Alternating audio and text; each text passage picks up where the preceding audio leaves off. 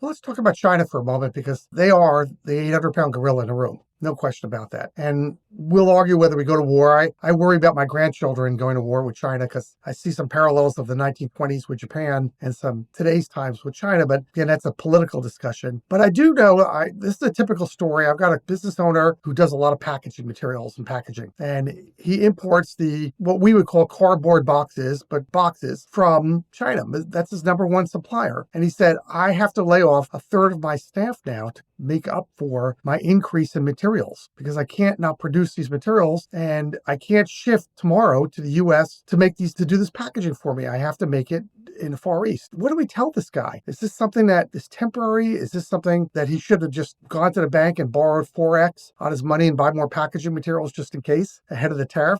How does he handle it like other business owners who are going to experience the same thing? Well, first of all, we do have data that shows that a lot of not just businesses, but also regular consumers have been trying to do just that. They've been pulling forward their purchases, trying to get ahead of tariffs. I myself did that. On April 3rd, I went out and I upgraded my iPhone, which had previously been a very clunky old one, and I expected it to increase in price. So I went ahead and got a new one ahead of the tariffs. So I think it's a very natural instinct. When it comes to these tariffs and the temporariness of all of this, trade questions have been around for quite some time. Of course, we had the trade war in 2018. I think that COVID-19 pandemic is the reason that supply chains are so now commonly understood to be such an important issue, right? And of course, this latest round of tariffs makes the choice very stark. It makes the economic and cost difference for business owners like your friend extremely stark. It's also a reminder of the fact that supply chains are not as flexible as we might like to think that they are, especially when people sitting in a seat like mine look at the 30,000-foot view. Sometimes people say, oh, why can't this just move to Vietnam? Or why can't this just move to Mexico? But that's not how supply chains work. And with China specifically, no one has achieved scale in export capacity like China, especially for lower value add items like boxes, but they can do volume like no one else does. And candidly, there is no solve for that right now. The near term is that importers will face a higher cost right now. In addition to these questions about supply chains, which frankly, I don't think that anyone can really credibly answer at a time like this until we get an end effective go forward tariff rate. We're also getting questions about what is this broader decoupling between China and the US look like? Is China going to dump its treasury holdings? Are we potentially looking at conflict in Taiwan, right? So there's bigger questions here, which we can also discuss. But for the near term, we don't have supply chain flexibility that will allow for a very, very quick